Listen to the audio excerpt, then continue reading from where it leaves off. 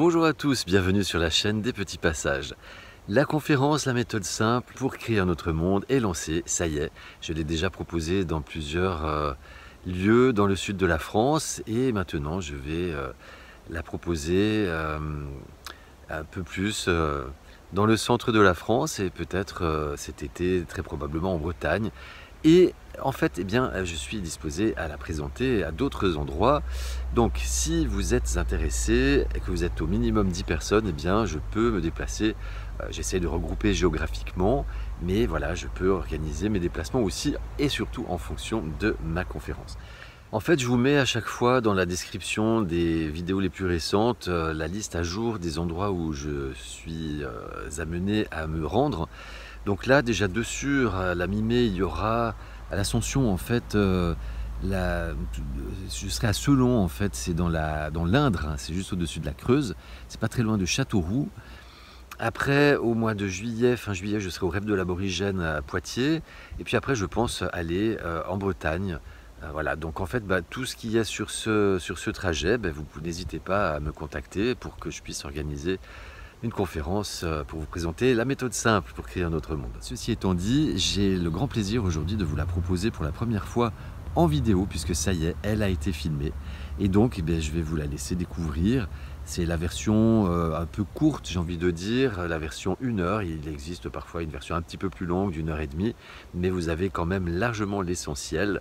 Et évidemment, c'est un complément aux vidéos, puisque dans cette conférence, je reprends toutes les notions que je présente en fait tout au long des vidéos. Il y en a 230, je crois, à ce jour. Voilà.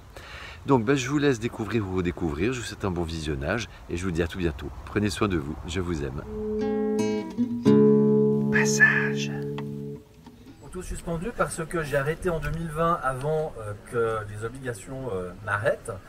J'ai arrêté de travailler, j'étais infirmier, pour éviter un burn-out.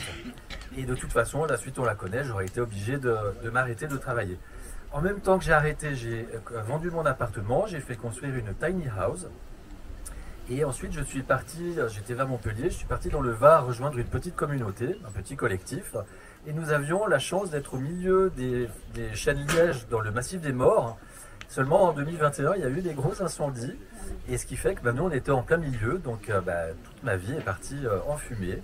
Mais ça a été un cadeau parce que ça m'a donné un nouvel élan. Je suis parti aux Canaries. Et pendant ces quelques mois dans ce petit collectif, j'ai eu la chance de vivre ce que j'ai appelé l'accélérateur d'évolution. C'est-à-dire que j'ai appris la patience, le détachement, l'impermanence des choses, le fait de prendre ma place dans un collectif, toutes ces choses-là. Et quand l'événement est arrivé, j'étais prêt en fait à vivre un nouveau départ dans ma vie. Donc c'est là que je suis parti aux Canaries. Et une fois là-bas, j'ai concrétisé un projet que j'avais en construction dans ma tête depuis plusieurs mois, plusieurs années.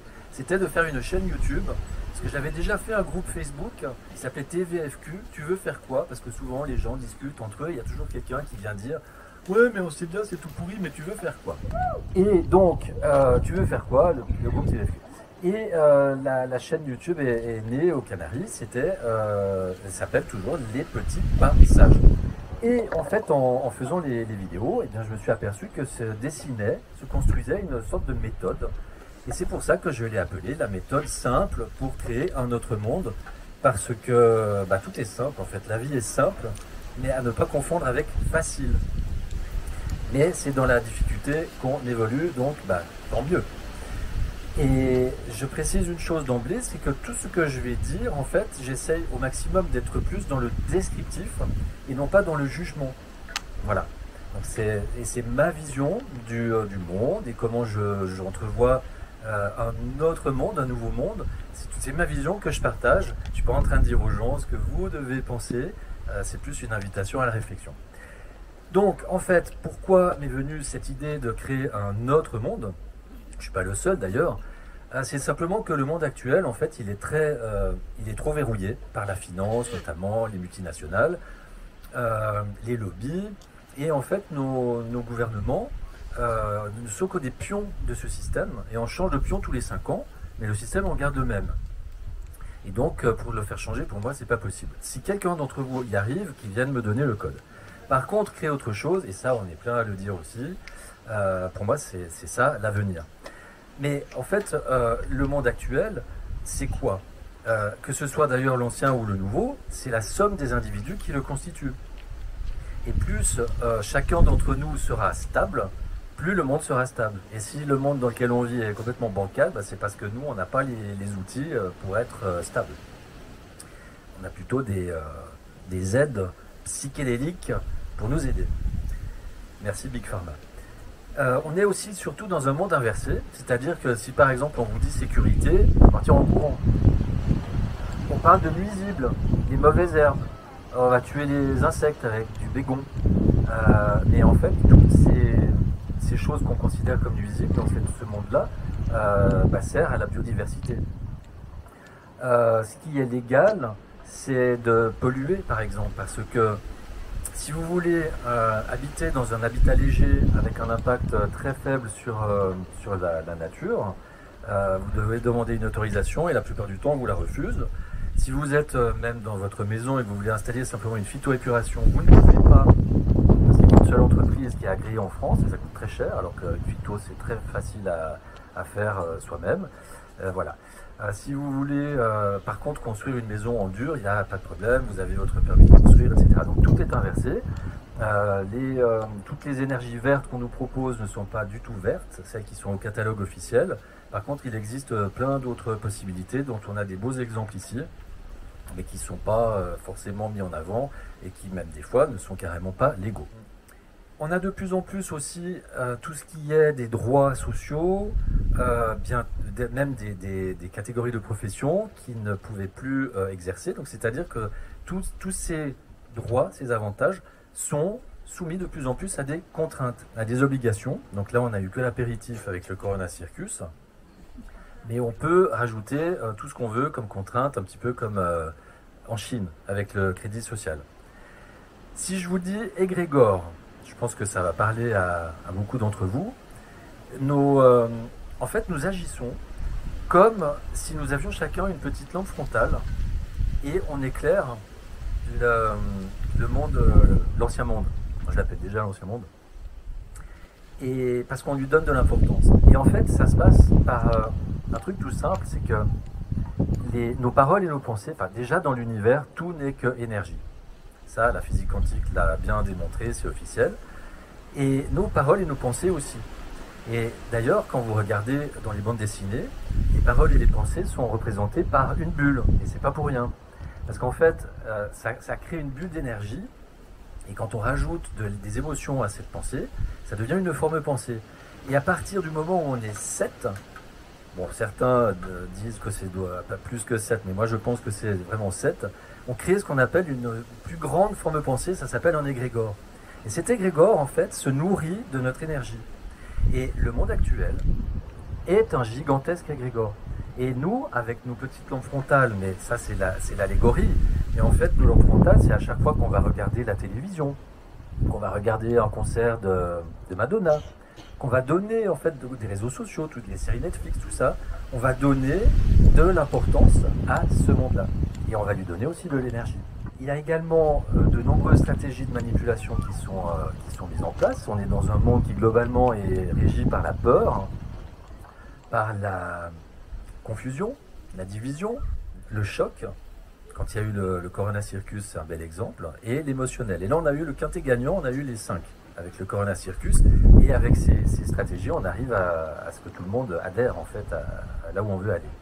Et puis il y a également Noam Chomsky qui avait fait tout un travail pour énumérer, entre autres, il avait fait, non ça c'était Bernays, la fabrique du consentement, et Noam Chomsky, c'était les 10 stratégies de manipulation des masses. Entre autres, par exemple, il y a créer un problème et apporter une solution, faire en sorte que on va prendre des mesures mais morcelées par petits bouts pour que les gens ne se rendent pas compte de l'impact final et de l'objectif final, avec des arguments comme ça va être pour votre sécurité, ça va être plus pratique, etc. Connaître le public mieux qu'il ne se connaît lui-même. Et quand on voit les GAFAM, tout le travail qu'ils font de récolte de nos données, de l'utilisation de nos données, c'est un bel exemple, avec l'intelligence artificielle.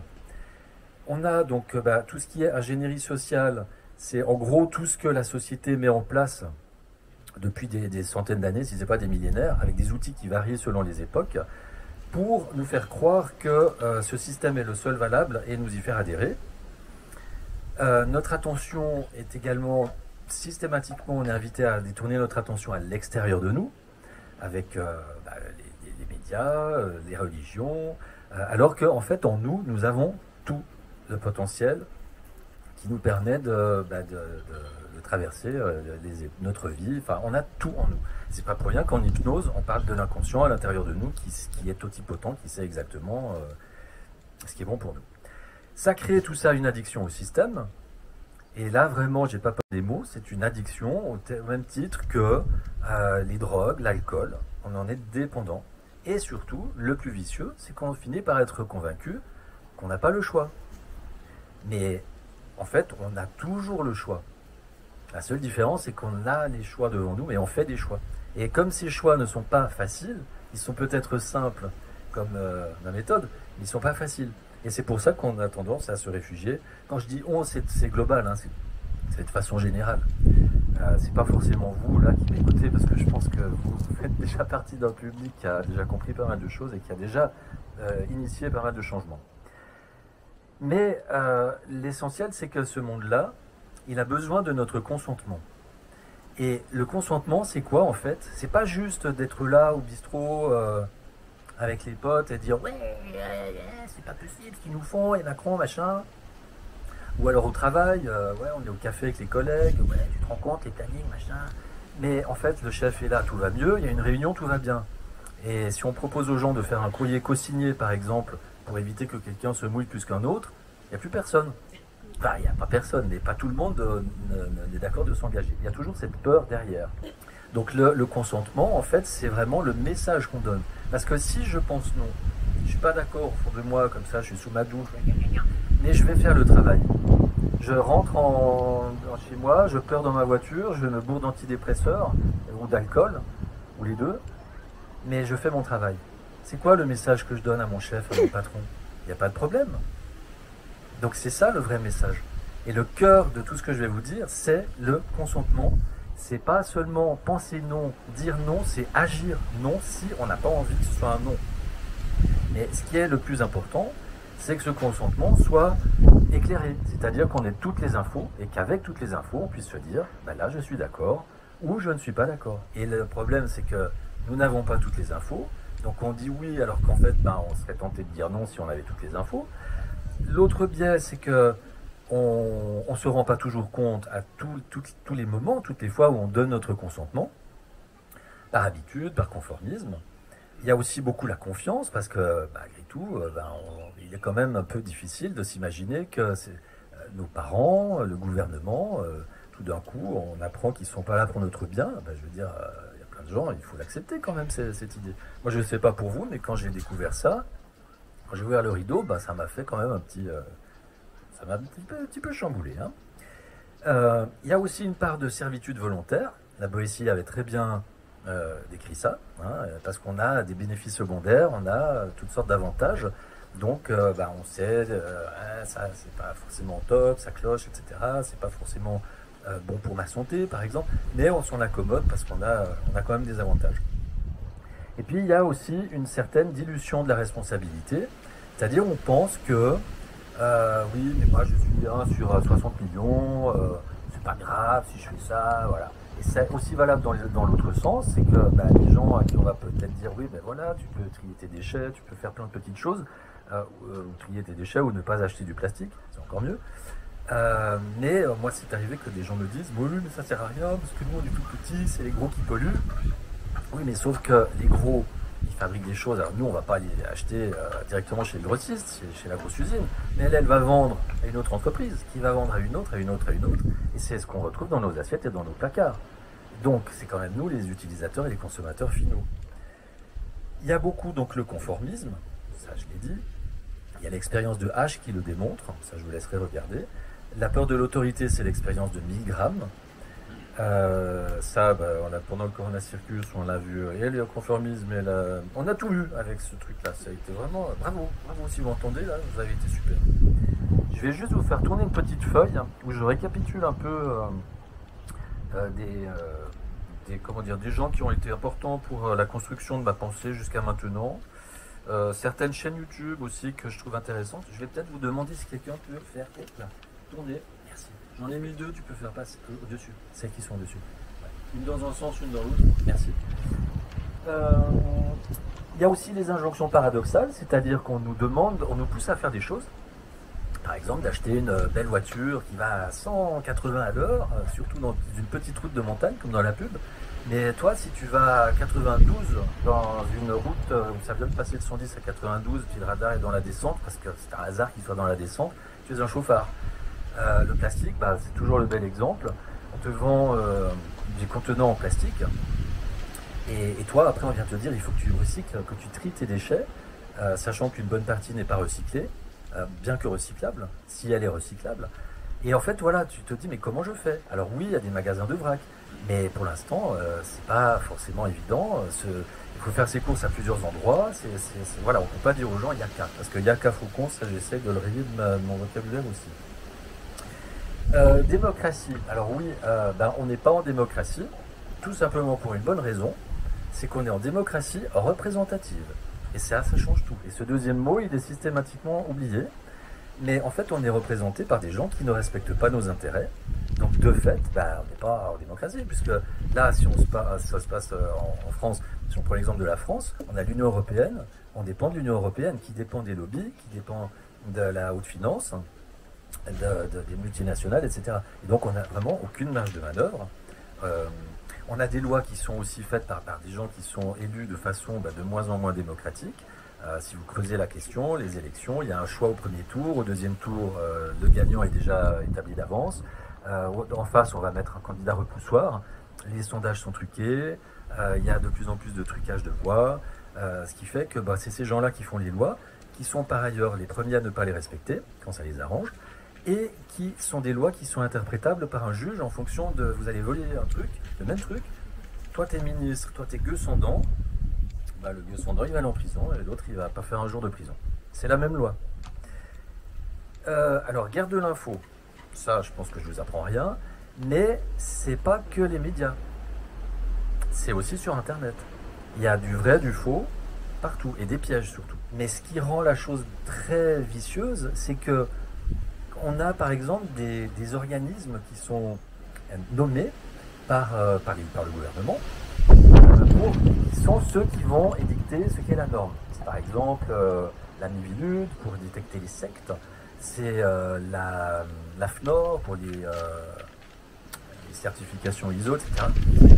C'est les fact-checkers qui sont dépendants eux-mêmes des médias. Les médias ne sont pas libres et indépendants, et les fact-checkers dépendent de ces gens-là. Donc ils ne sont pas libres et indépendants. Donc en fait, ces cellules qui vont établir la vérité et la norme officielle, j'entends, sont nommées par des gens qui eux-mêmes ne sont pas ni neutres ni indépendants. Vous voyez, ça fait déjà un truc qui est pas forcément très limpide. Et c'est par contre ces gens-là qui ont le droit de nous dire ce qui est vrai, ce qui est juste ou pas. Il y a le faux problème aussi, on va attirer votre attention sur une partie du problème, genre par exemple les pailles. Les pailles, les pailles en plastique, elles finissent dans le nez des tortues. C'est sûr que c'est pas bien, je suis d'accord. Mais alors oui, il faut faire des pailles en carton ou en inox. Ah oui, mais pour moi le vrai problème il n'est pas là. C'est est-ce qu'on a besoin d'une paille? Voilà. Les contenants en plastique, c'est pareil, j'aime bien cet exemple. Mais le problème, il n'est pas qu'il sera recyclé, pas recyclé. C'est est-ce qu'on est obligé d'utiliser des contenants en plastique, etc. La loupe ou le couvercle, c'est-à-dire les médias peuvent mettre l'attention sur un sujet, le grossir, ou carrément, à l'autre inverse, se mettre un couvercle, ne pas parler du tout de certains sujets. Ou alors, ça c'est aussi typiquement, on vous parle je donne au hasard un sujet dont personne n'a entendu parler, les retraites. On fait des choux et des pâtés à les retraites, et puis regardez toutes les lois qui sont passées pendant que tout le monde se braquait le regard sur les retraites. C'est pas les lois les moins liberticides. Beaucoup de désinformation, l'opposition contrôlée, et donc c'est pour ça que je précisais bien, les pièges sont aussi sur Internet, parce que, je vais donner mon exemple, chacun va s'y retrouver, je pense. Quand je me suis détourné des médias, quand j'ai fait mon éveil il y a 5 ans, j'ai eu la confirmation que mon impression d'être manipulé et pas informé était vraie. Alors j'ai été sur Internet, mais très vite, heureusement, je dois avoir des bons anges gardiens, j'ai vu que c'était aussi plein de pièges sur Internet. Et il y a de la fausse supposition, de la fausse lumière. Tous ces lanceurs d'alerte qui dénoncent des tas de choses qui, pour certains, je pense que c'est vrai, mais quand on regarde, ça vous occupe du temps de cerveau disponible, comme les séries Netflix, ça entretient l'anxiété et la colère. Et alors, ils proposent quoi? Eh ben, il n'y en a pas beaucoup qui proposent quelque chose de concret. Et donc, ça vous fait, comment dire, bah oui, ça vous maintient dans cet état de colère. Vous dites, ah ouais, non, mais je regarde pas les médias, donc du coup, ce que je vais voir là, c'est forcément vrai. Et puis, alors, tous ceux qui vous disent, oui, mais faut attendre, parce qu'en fait, voilà, ils vont mettre fin à l'état profond, ils vont, dans 2 mois, en fait, c'est Trump qui va être élu, etc. Ouais, puis 2 mois après, il se passe rien. Oui, oui, mais parce que là, voilà, ils ont pris du retard. Donc, en fait, vous faites rien pendant tout ce temps-là. C'est la fausse lumière. Les mots magiques, en fait, c'est tous ces mots qui, quand on les dit, il y a forcément une connotation positive ou négative. Alors, sécurité, complotiste, ça c'est l'étiquette facile pour discréditer quelqu'un. Anarchie, anarchie, on voit souvent dans l'imaginaire des gens, c'est le casseur, le black bloc. Bah non, c'est juste quelqu'un qui remet en cause l'autorité. Cette autorité-là, en tout cas, c'est pas forcément quelqu'un qui a envie de tout casser. Personnellement, j'ai eu envie de tout casser à un moment donné. Mais ça, moi, c'est quand j'ai fait mon éveil que ma colère s'est transformée en autre chose. C'est comme si j'avais découvert le tour de magie d'un magicien. Et, ah ouais, c'est bon, j'ai compris ton truc, mais ça marche plus sur moi. Vas-y, fais-le aux autres. Mais voilà. Et du coup, complètement désamorcé. Et je n'ai rien cassé. Études scientifiques. Alors, surtout si vous rajoutez américaine, alors là, c'est la sainte parole. Humanitaire, voilà. Enfin, etc. Et puis, il y a aussi un mot, c'est la spiritualité. Alors, qui ici, quand je prononce le mot de spiritualité, qui est-ce que ce mot effraie? Bon, ça va.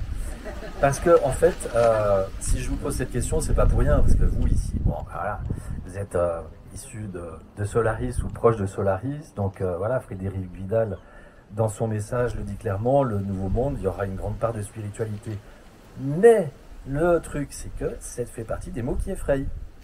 Donc c'est pour ça que dans toutes mes vidéos, je fais exprès de ne pas le nommer, je le saupoudre, on va dire, parce que, de nouveau, quand on a une connotation sur un mot, c'est comme complotiste. Ah il a dit qu'il était complotiste, ils ont dit qu'ils étaient complotistes, je l'écoute pas. Donc, et on peut passer à côté du message. Donc ça, c'est pour décrire le monde actuel. Donc moi, je me suis posé la question, là récemment, quelqu'un me disait, ah ouais, mais vous êtes sur la Lune alors. Et du coup, je me suis dit, mais alors finalement, est-ce que je suis utopiste ou réaliste? Et alors, j'ai été regarder dans le dictionnaire. Utopiste, c'est qu'il y a un projet qui ne tient pas compte de la réalité, qui n'est pas réalisable. Et moi, je me dis, mais en fait, si toi, tu te bases sur tout ce que je viens de dire pour croire que ce monde-là, il est vivable, c'est qui l'utopiste dans l'histoire? Moi, je pense que je suis plutôt réaliste, de croire que ça, c'est pas possible. Dans tous les cas, je vous l'ai dit, et vous le savez, si on ne fait pas, et Gandhi l'a dit avant moi, soit le changement que tu veux voir dans ce monde, si on ne part pas d'abord de soi, eh bien, on risque de reproduire les mêmes schémas que dans l'ancien monde. Donc, ok, mais facile à dire. C'est comment se changer. Je rentre chez moi, je change de chemise, ouais, ça d'accord. Mais, voilà. Donc, je vais vous citer ce qui pour moi sont les ingrédients incontournables pour que nous soyons stables dans un autre monde. Déjà, se souvenir de qui je suis, c'est-à-dire un être spirituel, incarné en être humain, là, dans cette incarnation, et avec un état de base qui est la liberté, la joie et la paix. C'est aussi que nous, les humains, nous avons un énorme pouvoir, parce que déjà, il est de fait à l'intérieur de nous, parce que nous sommes 99%, à faire tourner la boutique pendant que 1% ne fait que de ramasser les lingots d'or, que nous avons un cerveau, ne nous dit-on pas depuis l'enfance qu'il est bridé, pas qu'il est bridé, on nous dit qu'on n'utilise que 10%. Moi, depuis tout gamin, je me dis, mais ok, donc ça veut dire qu'il y a 90% que je pourrais utiliser, c'est un peu comme la moto là, qui est bridée, mais qui peut aller à 180, et on la bride à 120, parce que, voilà, mais il y a un potentiel. Mais qui a fait ça? Et comment? Et pourquoi? Alors ça a été mon saint Graal de toute ma vie et je commence à trouver des réponses. Ça c'est fabuleux. Et je pense même que ça va au-delà du cerveau, que c'est également valable pour l'ADN. Un ADN qui est bridé. Il y a quelques mots qui sont, je dirais, intéressants de s'appliquer à soi et aux autres. Alors je vous mets un peu sur la voie. Si je vous dis estime de soi par exemple, est-ce que vous voyez d'autres mots qui pourraient s'appliquer à soi et aux autres? C'est un petit peu interactif. Faut pas que vous vous endormiez. Ouais. Là, je les ai tous perdus.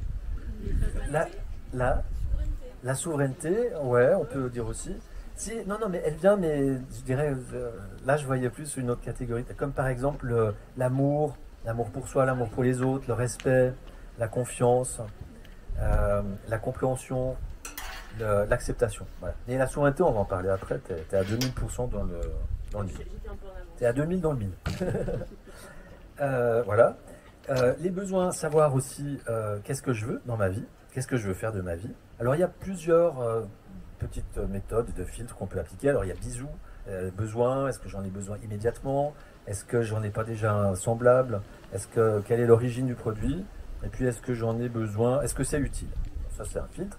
Moi j'aime mieux celui où par exemple à chaque fois que je vais avoir envie de quelque chose, me demander est-ce que j'en ai besoin tout court? Est-ce que j'en ai besoin immédiatement? Est-ce que j'en ai besoin tout seul ou est-ce que ça pourrait pas être mutualisé à plusieurs? Est-ce que j'en ai besoin d'un neuf ou est-ce que ça peut pas être d'occasion? Donc voilà, à chaque fois pour un besoin se poser cette question. Ça fait clochette sonne pour tourner la page comme dans les livres disques, les enfants. Bonjour les enfants. Ils sont sages d'ailleurs. Il y a des enfants ici, on les entend pas. Oh là là, bravo. On vous aime, je vous aime. Je vous aime tous. Dans l'univers, ça a changé ma vie, entre autres. Enfin, cette chose-là, entre autres, a changé ma vie, c'est de savoir qu'il n'y avait que peur ou amour. Il n'y a pas d'autre possibilité. Donc ça veut dire que si vous ressentez quelque chose de pas cool, je fais exprès de ne pas dire négatif, c'est forcément qu'il y a au moins une peur derrière. Je dis bien au moins une parce que c'est les poupées russes. Et si on est bien, cool, tranquille, ben c'est qu'on est dans l'amour. Alors au début, ça fait un peu bizarre parce que on est là avec une émotion, et puis on est dans la défense aussi, mais non, mais c'est pas de la peur. Hein. Et alors, je vous invite à essayer vraiment de faire ce travail d'identifier toutes ces peurs. Et une fois que vous y arrivez, ça devient de plus en plus facile. Et se rendre compte qu'il y a souvent une peur derrière. Et alors on dit souvent qu'à la fin de il y a la peur de mourir. Et là, je me disais, mais je ne vois pas en quoi, si j'ai peur, je sais pas moi, peut-être peur des araignées, ou j'ai pas d'exemple qui me vient, mais où est la peur de mourir physiquement? Et en fait, j'ai compris, et c'est marrant parce que ça m'arrive de temps en temps, j'ai compris ça en enregistrant la vidéo sur peur au amour, justement. J'ai compris, et comme dans la vie, nous jouons des rôles sociaux. En fait, c'est la mort de l'un de ces rôles. Ah, ok. Donc, en fait, oui, c'est effectivement la peur de mourir. Et après, ça peut être la peur de mourir physiquement aussi, dans certains cas. Donc, identifier les peurs et les surmonter.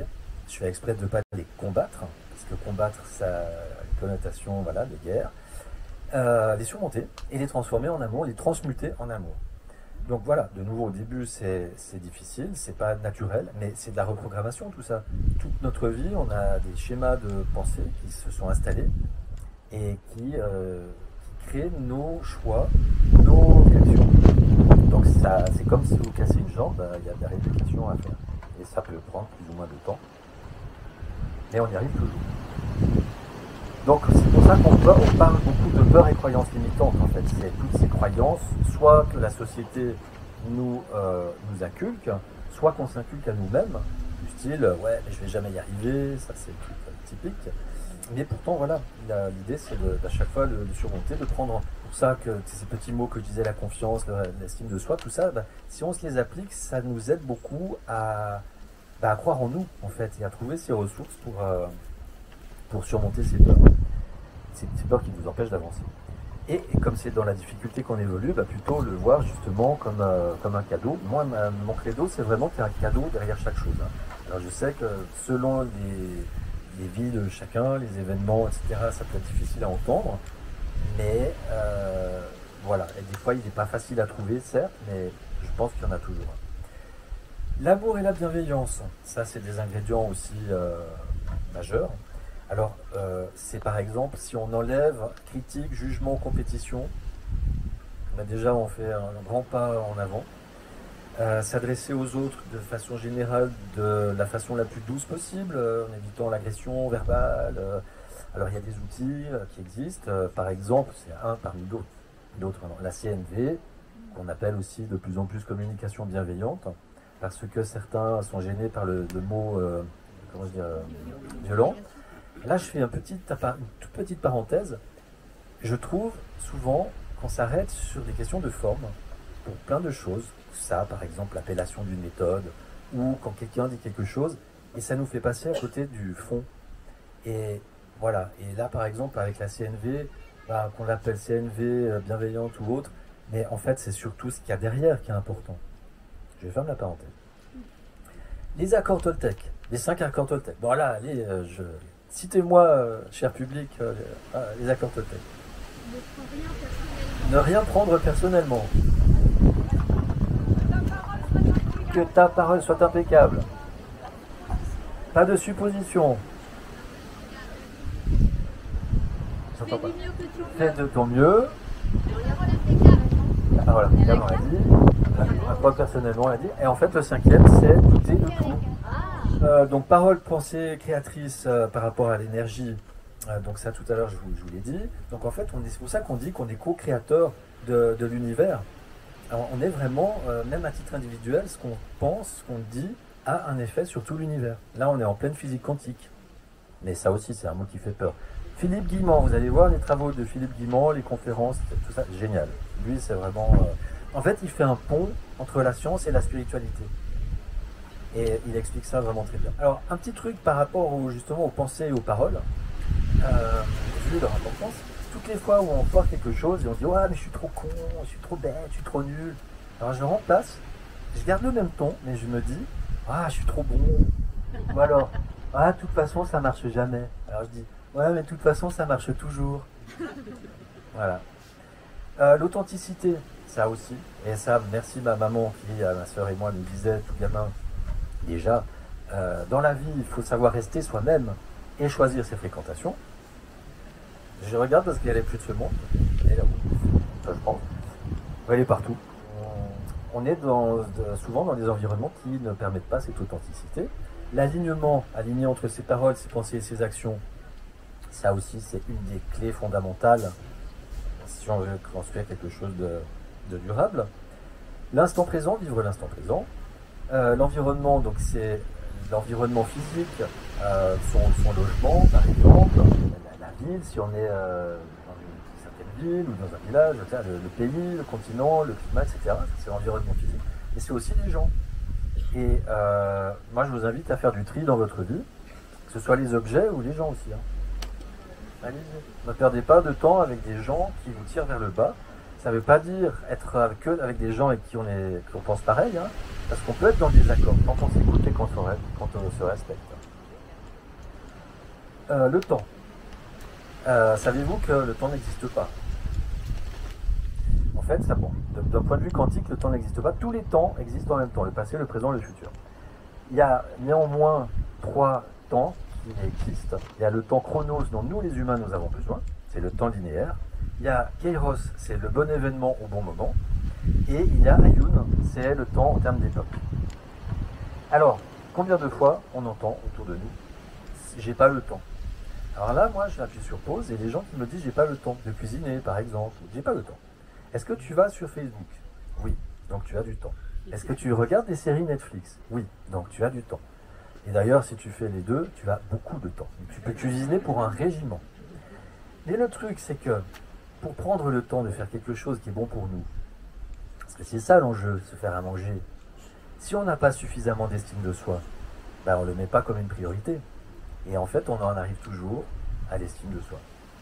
Et bon, après, on parlera des addictions, mais les addictions, derrière les addictions, il y a toujours cette estime de soi. Il ne faut pas chercher, parce qu'en fait, dans les addictions, on sait qu'on prend un truc qui est mauvais et on le fait quand même. Donc, si ce n'est pas un problème d'estime de soi, il faudrait qu'on explique. Le choix aussi. J'ai pas le choix.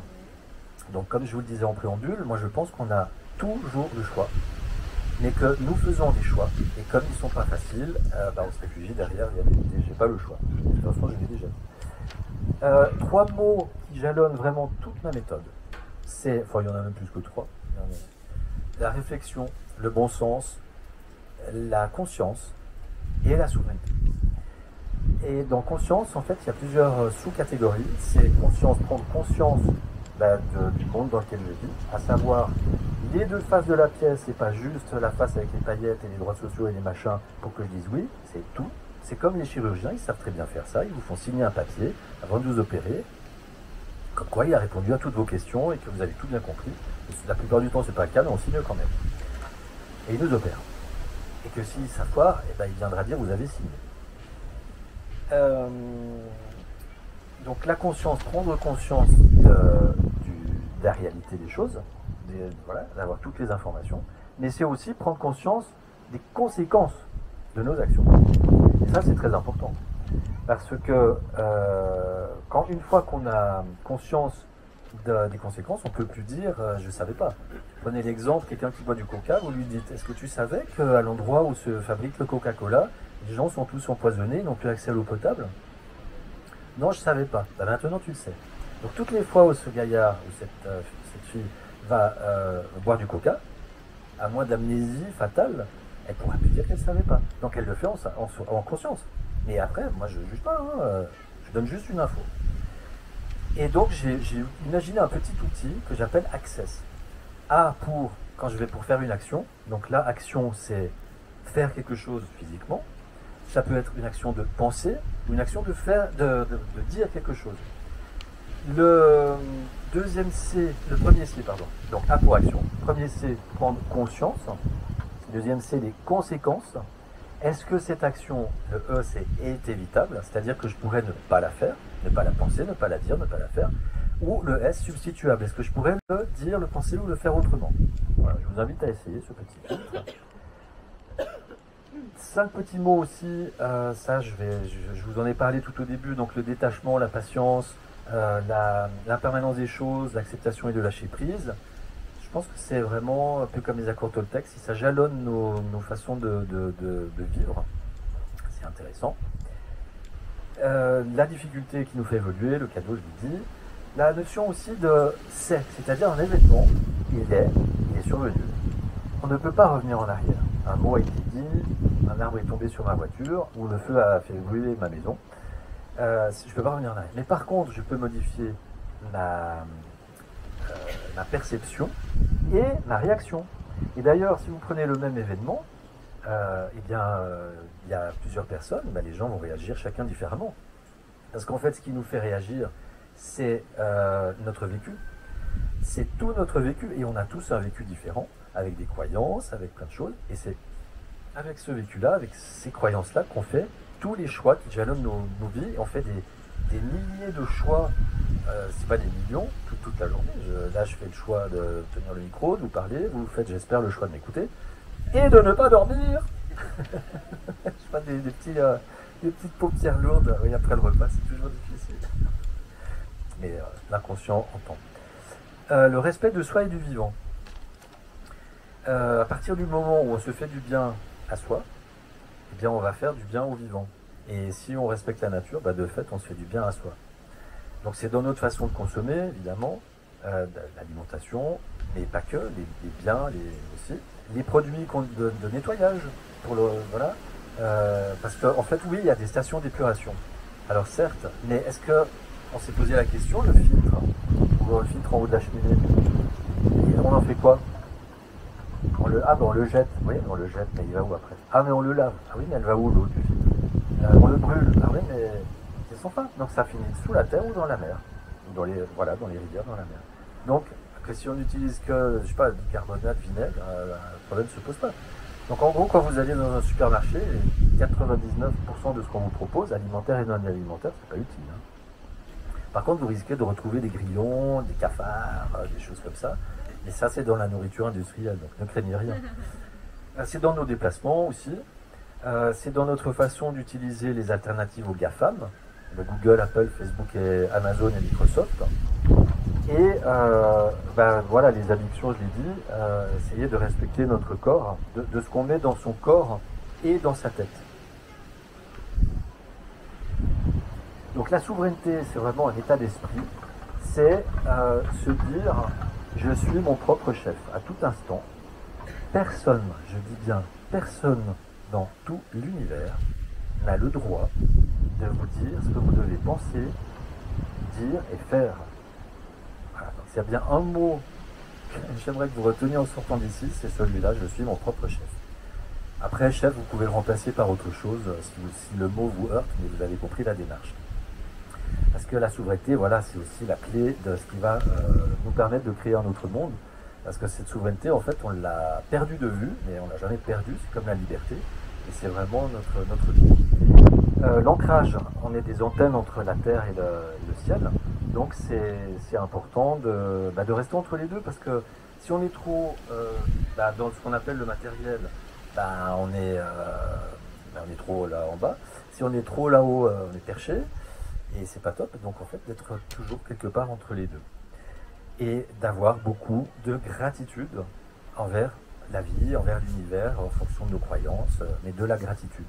Et ne serait-ce qu'au moment du repas, par exemple, ou chaque soir avant de s'endormir, moi je vous invite tous les soirs à regarder, par exemple, prenez votre journée et vous regardez 3 choses qui ont été sympas, qui vous ont fait plaisir, qui vous ont fait du bien.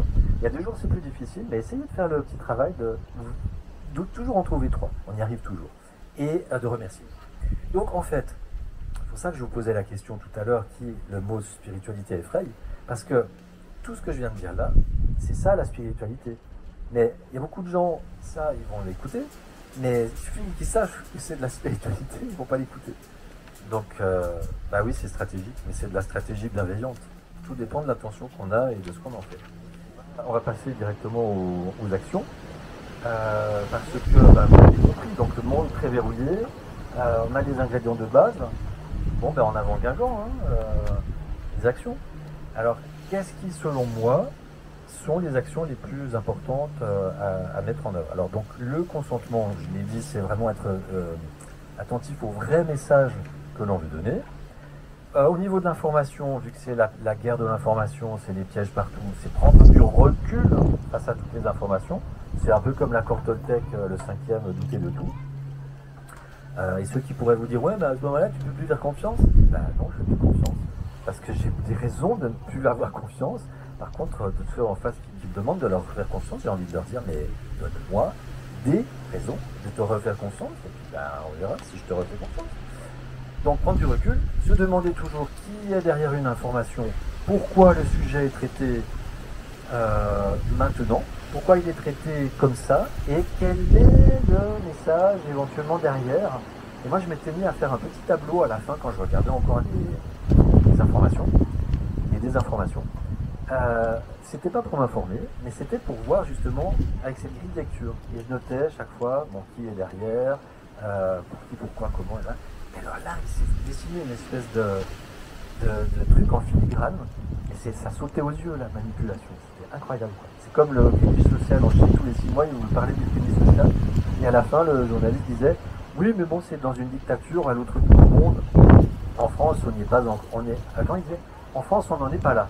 Enfin, pas encore. » La petite phrase qui va bien dans ton inconscient, pour préparer les esprits. Donc prendre du recul, faire des liens, voilà. Moi je dis, je mets dans ma mailbox, ma petite boîte peut-être. Je ne veux pas tout cru, je rejette rien, mais je me dis, bon ok, j'entends l'information, voilà. Et après je fais des liens. Et il y a une info que j'entends, une deuxième, une troisième fois, des fois des années après, puis j'ai mon probabilitomètre. C'est-à-dire, je me dis, voilà, telle info, elle est pour moi très peu probable, moyennement probable, hautement probable, ou alors, comme en juridique, quand ils n'ont pas de preuves, les juristes, les avocats, les juges, parlent de faisceau d'indices. Et des fois, ça frise la certitude, mais je me situe toujours quelque part entre le rejet total et l'acceptation totale d'une idée. Jamais ni dans une extrême ou dans l'autre, toujours quelque part entre les deux. Ne mettre de l'énergie que sur les choses pour lesquelles on peut agir. Donc en gros, il ne reste pas grand-chose. Et là, en fait, quand j'ai cette notion à creuser mon chemin, je me suis dit, C'est peut-être pour ça que j'ai acquis autant de paix intérieure et de sérénité, et puis de vouloir commenter, critiquer, tout ça. Alors je suis pas champion, hein, je critique encore, mais voilà, avoir ça à l'esprit, ben, je veux dire, ça vous allège, parce que c'est aussi de la perte d'énergie et de temps. Réflexion, bon sens, conscience, souveraineté, on l'a vu, nous sommes nos propres chefs. Donc sauver, convaincre, depuis que j'ai enlevé ces ingrédients, voilà, c'est un poids énorme qui s'enlève des épaules parce que les gens du coup ne se sentent pas jugés, ils ont plus envie de vous écouter et voilà, je vois plus de semer des graines et accepter l'idée aussi que certaines graines vont germer, d'autres pas. Et il n'y aura jamais un baobab le lendemain de toute façon et que c'est ok et que l'autre en fait, à partir de là, vu qu'il n'y a plus la peur, il n'y a plus vouloir convaincre et sauver, l'autre, ses choix, c'est beaucoup plus facile de les respecter aussi. Et là, je fais le parallèle avec le Corona Circus. Au début, et en 2020, moi j'avais peur. J'étais en opposition avec tous les gens qui étaient dans la docilité, de papier, l'autorisation de sortie au stylo, parce qu'au crayon c'est interdit, et le confinement, plus personne avec le masque et tout ça. J'avais peur que par leur docilité qui allait nous amener jusqu'au pass sanitaire, avec obligation vaccinale pour d'abord les soignants, les enfants et après tout le reste de la population, j'avais peur qu'eux m'entraînent dans ce truc-là. Mais comme à un moment donné, je me suis dit, j'ai plus peur. J'avais pas peur non plus que toutes le pass, tout ça, mais je pense que vous, pareil, hein, ici présent, pass, moi je me suis jamais senti aussi libre depuis 3 ans. Hein. C'est des endroits auxquels j'allais pas. Alors après oui, ça m'a privé effectivement de certaines choses, ça m'a juste privé de travail, mais bon, c'est pas grave. Je peux faire des conférences et des vidéos à la place. Mais je veux dire, je ne vis pas sur la peur pour autant. Hein. Même là, au niveau financier, je sais qu'il y aura toujours des ressources, des solutions. Une fois que j'avais plus peur des conséquences de ces trucs-là, il n'y a plus d'opposition. Donc, tu veux te faire vacciner 5 fois, 10 fois? Mais vas-y. Par contre, je ne te le ferai pas, le vaccin. Ça, non, ça, j'ai toujours refusé. Même mes collègues, les derniers temps, je leur disais, vaccin, j'en fais pas. Hein. Ça, sur l'hépatite ou non, la grippe, rien. Bref, donc les petites graines, plutôt être inspirant. Quand on parle de ses choix, moi je mange plus de viande parce que si, parce que ça, je mange cru parce que si, parce que ça. Et les gens en fait ont beaucoup plus tendance à écouter et c'est même eux souvent qui vous disent, des fois même en différé, c'est intéressant. Ou alors le truc aussi c'est que on aimerait bien que l'autre en face nous dise au bout de 3 minutes ou 10 minutes de discussion ah, c'est génial ce que tu me dis, demain je révolutionne toute ma vie, c'est super. Non, soit il n'y a aucune réaction, mais ça ne veut pas dire qu'il s'en fout, parce que l'inconscient il a entendu le message, et quand s'il y a une réaction plutôt d'opposition, c'est plutôt bon signe, ça veut dire que ça résonne chez l'autre. Mais après il faut laisser mijoter, c'est comme en cuisine, on met les ingrédients, on met le truc, mais après on laisse mijoter. Et on passe au truc suivant, les graines, le potager, on arrose de temps en temps, et vraiment, ça change la vie parce que chacun a justement ses choix en fonction de sa propre vie. Après, moi, je pense que quand on a une information, c'est aussi je pense que c'est un devoir de la partager. Donc, si par exemple nous, on a entendu, par exemple pour les vaccins, il y a des effets secondaires, etc. De garder l'information pour nous, je trouve que c'est pas top. Après, de vouloir convaincre l'autre, c'est pas top non plus, parce que ça n'aura pas d'effet, ni primaire ni secondaire. Mais par contre, juste de lui dire, attention, est-ce que tu es sûr d'avoir été bien informé? Juste ça. Déjà, je trouve que c'est une façon d'ouvrir la porte à l'accès à l'information à l'autre. Et après, il en fait ce qu'il veut. Orienter notre futur, ça paraît bête, mais ça, vous irez voir Philippe Guillemont, il en parle beaucoup. La façon, en fait, le futur il a déjà eu lieu, puisque tous les temps sont mélangés. Donc, je ne vais pas vous embrouiller avec ça, ni vous endormir, mais ça veut dire qu'on a une marge de manœuvre aussi pour modifier notre futur individuel et le futur de l'humanité. Donc la petite méthode Access, c'est un outil. Ne pas nourrir le système, c'en est un autre, parce qu'à chaque fois que je ne vais pas acheter une connerie chez Carrefour ou un objet neuf chez Ikea, je contribue à ne pas nourrir le système et je sauve quand même, je sauve la planète, je ne nuis pas à l'écosystème en tout cas. Chaque fois que j'utilise des alternatives aux GAFAM, et alors il y a un truc qui est très important aussi, c'est que vous avez remarqué qu'il y a des algorithmes sur YouTube, des choses comme ça, qui vous suggère des choses en fonction de ce que vous avez déjà regardé. Il y a aussi des publicités, etc. C'est pour ça qu'ils utilisent les cookies. Mais si j'ai des suggestions de différentes vidéos, et ça a été très très frappant au début quand j'ai fait mon éveil, c'est que comme j'allais voir des sujets qui avaient l'étiquette complotiste. Alors on m'a mis les chemtrails, la Terre plate, les petits extraterrestres, des trucs qui sont vrais ou pas, je suis pas là pour remettre ça en question, parce que je pense que c'est pas nul dans mon probabilitomètre, mais en même temps je peux pas aller le vérifier, mais c'est souvent tourné en dérision. Donc c'est exprès parce que du coup, si par exemple un tel est étiqueté de cette façon, complotiste, ah ben ils ont dit que dès que c'est complotiste, il ne faut pas écouter. Donc on n'écoute pas. Si vous allez regarder une vidéo sur la Terre plate, on va dire, voilà, c'est étiqueté complotiste. Mais il va vous sortir des vidéos de cette catégorie-là. Mais ce qui a été super intéressant, c'est que ça me sortait des vidéos sur la spiritualité aussi. Et aussi des choses qui m'ont permis de connaître le vrai visage du monde, avec tous les pièges dont je vous ai parlé. Mais quand j'avais des suggestions, vu qu'il y a des tas de vidéos qui sont faites d'une façon très anxiogène et chronophage, eh bien, je savais que ça allait me faire baisser en énergie selon où j'allais cliquer. Donc, je me disais, si je suis déjà moyen aujourd'hui, je vais plus aller regarder les interviews de Tistria ou Inmedia sur la spiritualité qu'un truc, les prophéties, les machins, et puis ça va être la guerre, et puis le tas profond et tout ça. Si j'étais déjà bien haut, je m'autorisais de redescendre un peu en allant voir un lanceur d'alerte. Je jouais avec ça. Mais je me rendais bien compte aussi que selon où j'allais cliquer, j'allais orienter les suggestions futures. Donc j'allais orienter mon futur, etc. Donc on a un gigantesque pouvoir par rapport à toutes ces petites choses. Et seulement, ça a l'air tellement insignifiant, on a tellement l'habitude d'être dans le glitch, dans l'immédiateté, on agit sur l'émotionnel qu'on ne pense pas à tout ça. C'est la même chose que si on met un j'aime ou un j'aime pas, ça va aussi orienter toutes les... Alors oui, on a envie d'être sympa avec celui que moi j'apprécie. Si vous mettez un j'aime sur mes vidéos, je suis tout content, parce que ça me fait du bien, ça les rend plus visibles. Donc c'est pas pour ma gloire à moi, c'est juste que le message il sera plus visible. Et après, ça va vous suggérer aussi des vidéos allant dans ce sens-là. Donc bon, moi je pense que ça peut être une bonne chose. Mais à chacun ses choix. La vraie ouverture d'esprit, c'est d'écouter un avis qui n'est pas, enfin qui est différent d'une autre jusqu'au bout, et après se faire son propre avis. C'est pour ça que je vous disais d'être avec des gens qui ne sont pas d'accord avec nous, mais c'est juste super, même tant mieux, à partir du moment où on s'écoute et où on se respecte. C'est aussi avoir conscience de ce que j'appelle le piège de nos certitudes.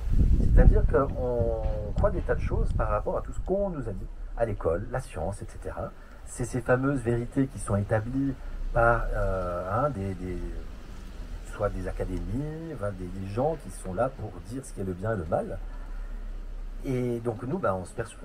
Mais en même temps, je suis désolé, mais ici, qui peut prouver que la Terre est ronde, qu'elle est plate? Qui peut prouver le bio, le vrai bio, le faux bio? Personne. Si on est honnête, c'est l'honnêteté intellectuelle, on ne peut pas. Donc moi, je préfère quelqu'un qui a l'honnêteté de dire, voilà, moi je pense que, je ne sais pas. Oui, mais c'est comme ça, parce que, mais à ce moment-là, tu peux rien. Oui, non, voilà. Vous avez compris. Et accepter le choix des autres, voilà.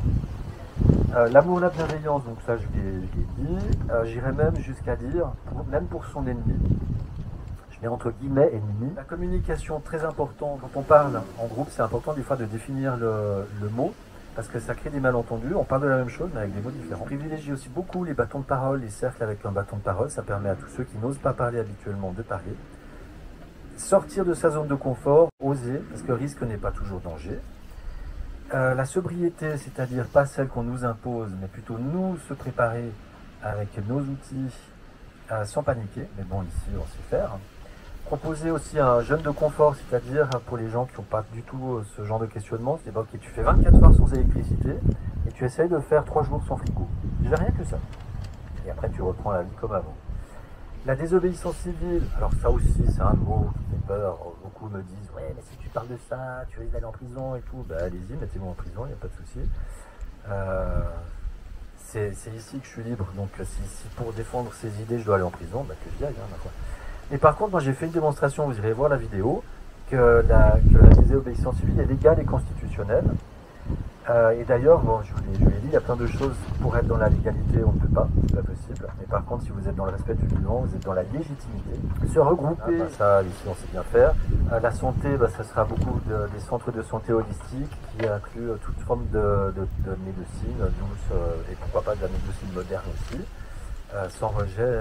Pour l'école, c'est la même chose, des écoles alternatives. Parce que l'école en famille, pareil, elle est soumise à autorisation, donc pareil. Hein.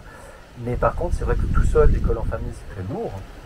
Mais par contre, en se mettant à plusieurs, il y a de plus en plus d'écoles qui se créent avec l'équivalent de l'IEF, mais à plusieurs. Et ça coûte moins cher aussi. Les autonomies, moi j'ai sous-divisé en plusieurs autonomies, autonomie affective, émotionnelle, intellectuelle, la liberté de penser, psychologique, sociale, matérielle, financière. Vous irez voir, j'ai fait aussi une vidéo si ça vous intéresse. Déléguer notre pouvoir, moi j'ai rien contre, mais à des gens de confiance, parce que sinon, si c'est pour reproduire la même chose que certains s'octroient le pouvoir, non.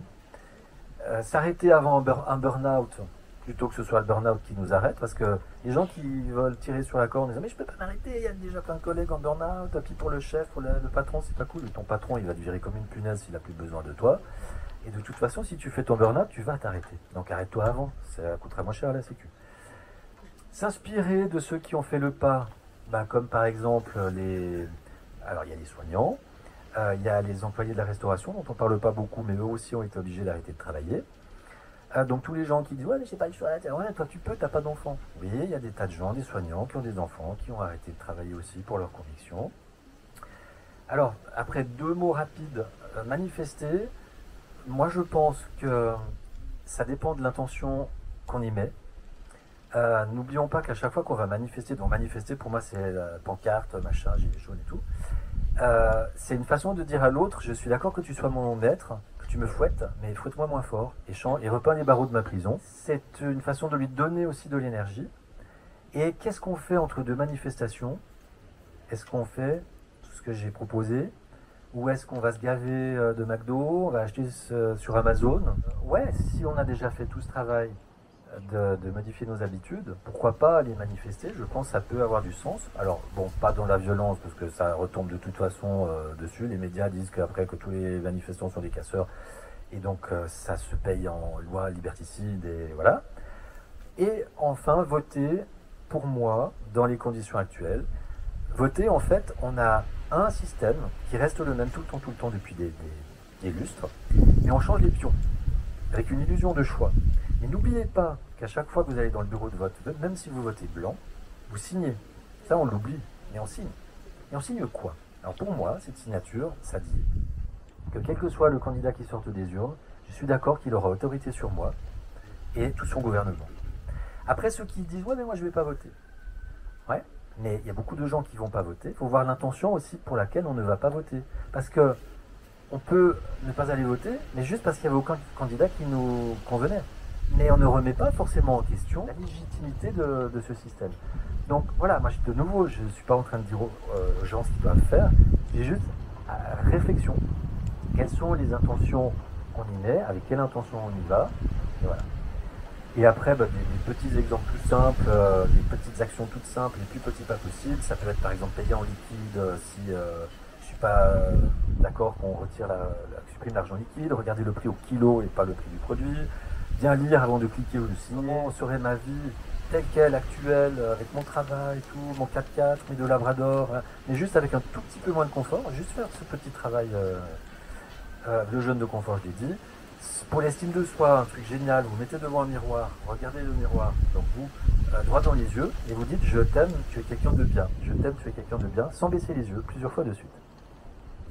Et bon, ne pas porter son masque, attendre qu'on nous le demande, ça c'était surtout pendant le Corona Circus, mais c'est pareil, parce que si on fait une photo, à un moment donné, tous les gens qui ont le masque, si on enlève toutes les motivations, pourquoi les gens ont le masque? Parce que la grand-mère, parce que la peur de nouveau je ne juge pas, c'est factuel, on voit des gens avec un masque. Donc le message qui est donné, c'est on est d'accord de mettre nos masques. Donc là, on est dans le creux de la vague, il n'y a plus rien, tout va bien, Jupiter à la mer, mais c'est pas exclu qu'ils nous répondent à une autre pandémie ou autre. Donc c'est pour ça que c'est bien d'avoir ça à l'esprit. Si ça revient, comment je me positionne pour pas reproduire les mêmes schémas et les mêmes consentements qu'on a eus et qui vont mener à pire, parce que chaque fois c'est de pire en pire. Voilà. Merci de votre attention.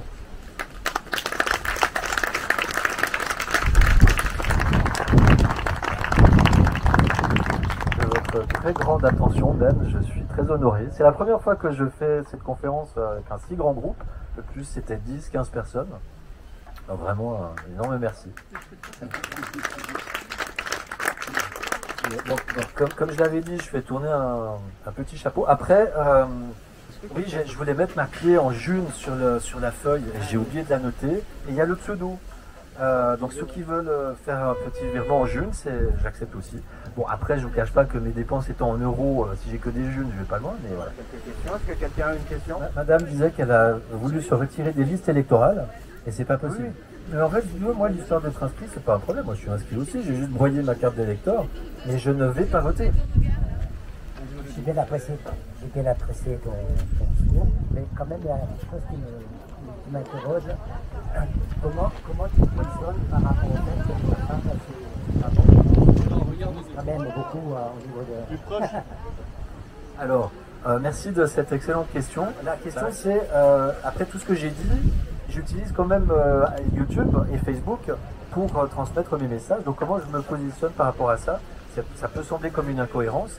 Bah, en fait, le truc tout simple, c'est que je le fais avec une intention, c'est-à-dire de partager un message qui me semble louable. En tout cas, c'est l'intention, pour faire inviter à la réflexion, pour proposer une méthode pour créer un autre monde. Donc c'est pour ça que je le fais. J'utilise plus du tout Facebook pour mon profil personnel, je ne l'alimente plus. Je ne vais que sur des groupes d'intérêt, comme par exemple pour faire du bateau stop ou des choses comme ça, à des thèmes, et mon groupe Facebook, et YouTube pour m'informer et puis pour transmettre des informations. Alors récemment, on m'a parlé qu'il y avait Crowdbunker qui est plus sécurisé et qui a peut-être une audience plus grande et complémentaire. Donc j'y suis très attentif. En fait, je le fais en conscience. Et on peut aller aussi, à ce moment-là, j'ai un iPhone, oui. Mais mon iPhone, je l'ai acheté il y a 7 ans. C'est un iPhone 7. Et je fais du montage vidéo sur mon téléphone. Donc, puis si j'achète un autre, il sera chez Android. Donc ouais, mais je l'ai acheté avant d'avoir pris conscience de tout ça aussi. Le prochain sera sûrement pas... J'espère que ce sera un Fairphone ou un truc plus... Voilà, ou d'occasion, parce que si tu l'achètes d'occasion, c'est plus pareil, etc. Mais merci, c'est une très bonne question.